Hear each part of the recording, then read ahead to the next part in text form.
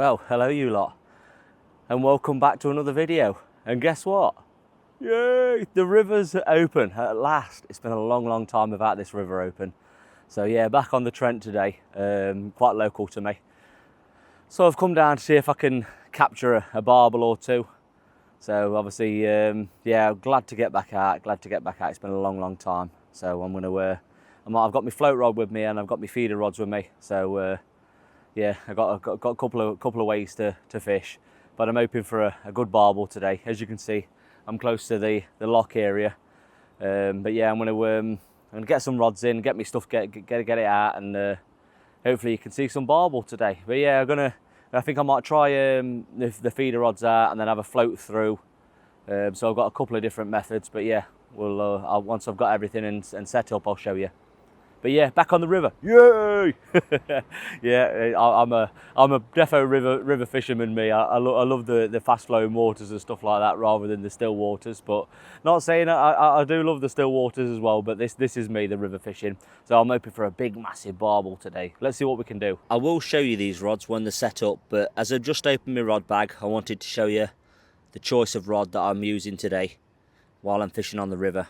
Now, the two on the outer sides, this one and this one, they're both Daiwa power mesh rods, both barbel rods. So I think they're called power mesh B2s. Lovely rods. I only bought them end of last season. So, and they're going to be the ones that I've got for the feeder fishing, with the Shimano X reels, 8000X reels.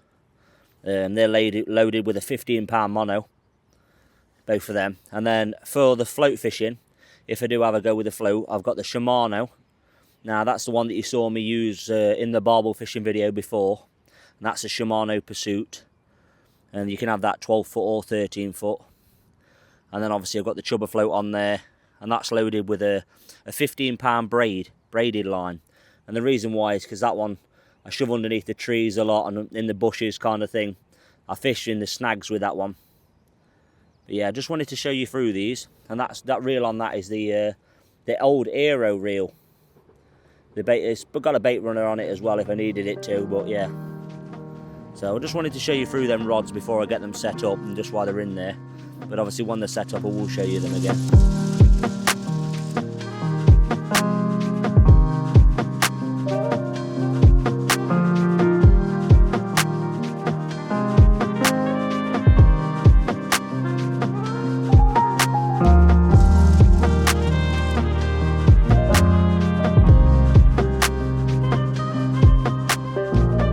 So what I've done at the minute is I've got the one rod out with the feeder, and I've got that one in. So, but I've got the float rod set out. Instead of having 3 rods set up in here and everything's in the way, what I've done is I've got the one rod in on the feeder, and then I'm going to put the float rod out.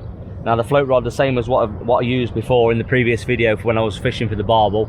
Obviously this one's got the chubber float on. It's got plenty of, it's a 10 gram chubber float. We've got plenty of rubbers on it because it's fast flowing down here, and I've said to you before, you can go through these rubbers like there's no tomorrow. And then on the business end, I've got the 5 Swan Shot SSG, and then a piece of meat there. I'm just rolling down. I'm just keeping an eye on it as I'm rolling it past where the feeder is. But yeah, so I'm hoping to get one out with the either the float rod or the feeder. I keep looking around just to keep seeing it because I don't want him dragging him. At the side here there's a big bush, and sometimes every now and then it lifts up, you know, with the current, and it just slowly goes in, and I can do without it going in that bush because then it will cause me some bother. But yeah, hoping to get some. Unfortunately, when I say I lose a lot of gear here, that is a bit of an understatement. So for the first cast in with the feeder rod, I've just reeled in to obviously feed him up again. Check, make sure that everything's all right. All the hook length, everything gone, you know, snagged up. So again, we're gonna have to get a new earring on and get him set up again. But yeah, that's the only problem with fishing in places like this. With a float rod and stuff like that, when I've got all them things and I'm using that braided line, it's just as snaggy as hell. So yeah, I'm going to get set up again and get him back in again. I'm still running the float through, And then what I'll do then is, if I don't get anything with the float and I don't get anything with the feeder, I'll put the float rod away, or put the float rod to the side, and I'll get both on the feeder and put all my eggs in one basket and see if we can come out with anything. But yeah, no luck so far, but fingers crossed, you never know. It's still early in the season, so sometimes it can fish a little bit funny, if that makes sense. Sometimes the fish are not used to it. Yeah, I've had a few seasons like this before where they're not nailing everything, you know, they're taking a bit, but we'll see.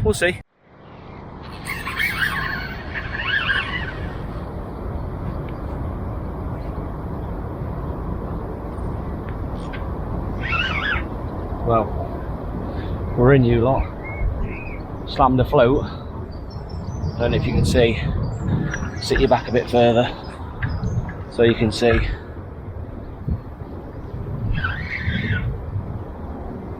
But yeah, absolutely nailed the float down.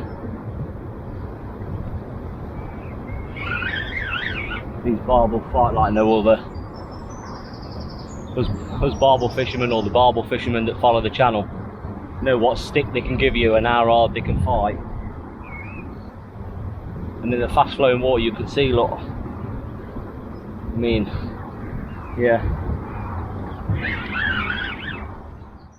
they just don't know when to give in, these barbel. Like I say, it feels like a decent lump, this fish.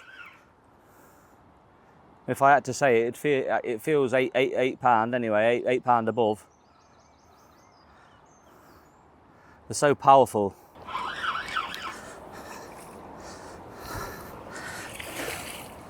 Oh, the first time I've seen it. No, it's not as big as what I thought. He's clearly a powerhouse. He looks about £5 to be honest, but yeah, still a nice barbel nevertheless. All right.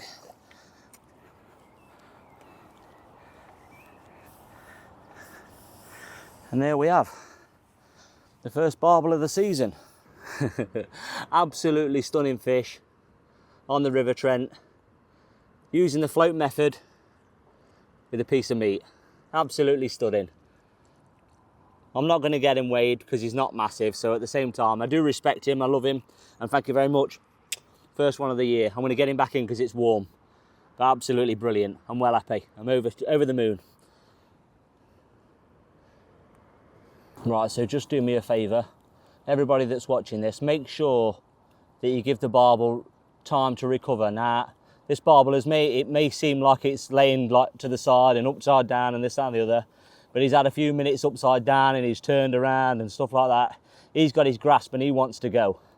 But please make sure just you give him 5 minutes or whatever to recover. As soon as I remove this net, he's gone. Trust me, he is gone. But please, obviously everybody that's doing the fishing, make sure the barbel have time to recover, please, before you put them back, because they'll end up going belly up. I've seen it happen before. People don't give them time to recover.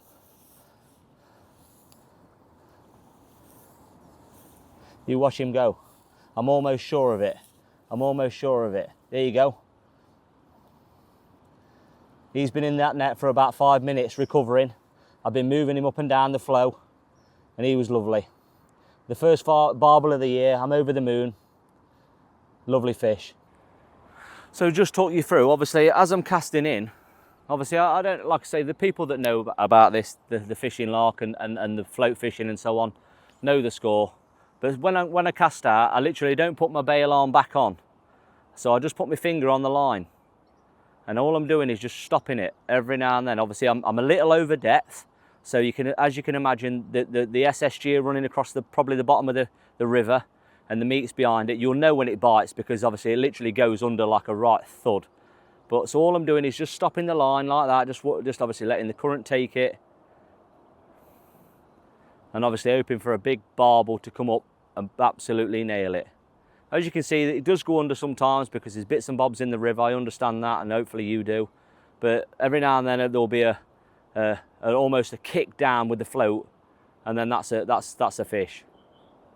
But yeah, already had one. Hoping for a couple more today. But it's a nice start at least. Not been here too long. It's always a nice feeling when you've had a barbel. First one of the year. Over the moon. I love the river fishing. Now hopefully you lot could see in the position I've actually got you.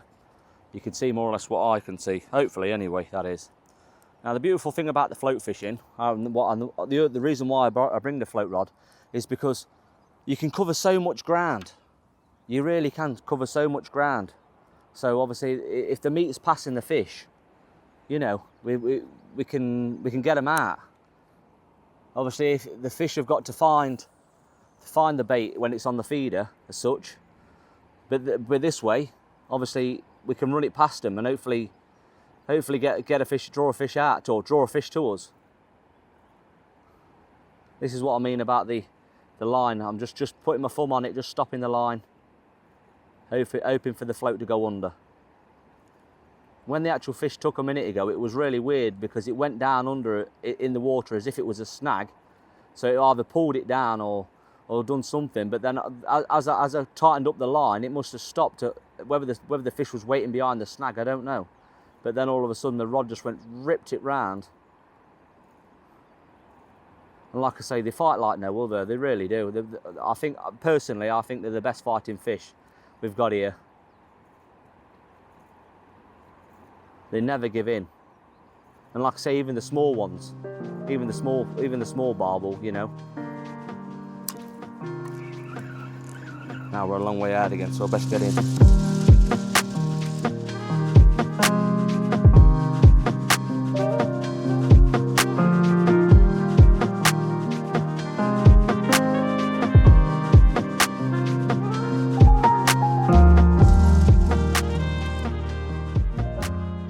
So I've already seen a lovely barbel. It's the first barbel of the season. I'm well happy with that. I'm well chuffed. And that was on the meat with the float. So yeah, I just wanted to let you know where obviously I'm fishing in Newark, so not far away from me. So obviously this land is actually private property. It's private land, so it's run by the farmer. So you can't just turn up here and fish it at all. There's no day tickets or anything like that. I fished this stretch of water since I was a little kid. So we have a good arrangement where obviously, yeah, I look after the land for him kind of thing, and he looks after me by letting me fish it. So he's a sound bloke, to be fair. So obviously he's had a bit of trouble in the past, what with fires and bits and bobs and that. So yeah, obviously I can't thank him enough for letting me fish this stretch of river. So my brother and my dad have brought me down here for a long time, and I've caught some banging barbel out of here. In fact, my personal best from this stretch. So obviously it was a long while ago now, and I did actually have air then. But yeah, obviously I've got 2 rods out now, as you can see, both on the feeder, both on the 4-ounce feeder. So I've got the SG1 mix, the ground bait mix on them both. One of them I've got meat, and the other one I've got actually SG1 boilie. So I'm going to sit tight for a bit and see whether anything happens with these. If not, I'll take one out again and probably just float down the side of it to see if I can get anything else out. But yeah, one fish. I'm quite happy with that one, but I would like more. But no, well over the moon with that fish. So lovely barbel. I love playing barbel. They're absolutely brilliant. You know, obviously, especially when the water's quite quick as well, you're fighting kind of 2 things. The water, the current as such, and then the barbel, and they're so powerful. Absolutely brilliant, really. Well, this is the setup. That's how she stands. Like I say, this is quite a new setup to me. I only bought it towards the end of last season. So, it's the Daiwa Power Mesh B2 reels. Daiwa with the Shimano Aero X bait runner reels, loaded with the 15-pound mono. And obviously towards the end of the rod, or towards the end of the line, you've got the lead clip that's obviously connected to the cage feeder. Now that's a 4-ounce cage feeder with a 12-pound braided hook length with a size 6 hook. And obviously I've got using the Fox alarms. I think the Fox Micron X, I think, these alarms. And then you'll notice at the bottom here, I've got it strapped down.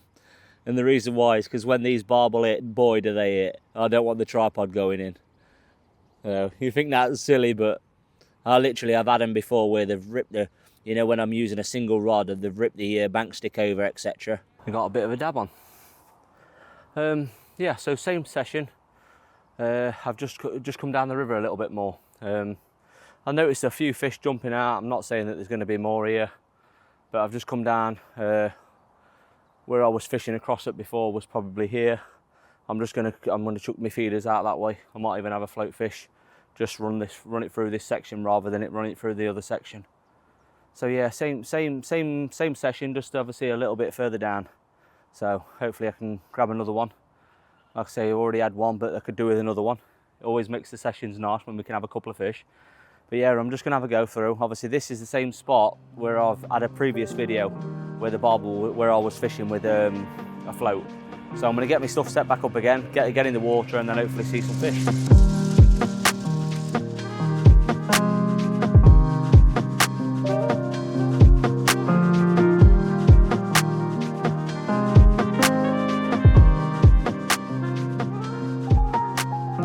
So just the one barbel on that last peg. Obviously moved up because I thought to myself, oh, you know, with me chucking bait in down there on the last peg, it comes through to this one, as obviously it does do on the bottom and so on. I thought to myself, right, see the fish jumping down here, I'll come down here. And like I said to you before, you've seen me on this peg before, barbel fishing with the float. So yeah, just the one barbel, unfortunately, no more, but nevertheless a lovely barbel. I'll get out again, as long as you don't mind me making these river fishing videos, these river ones. I'll keep making them because I love the river. But yeah, I know the start of the season can be a little bit iffy.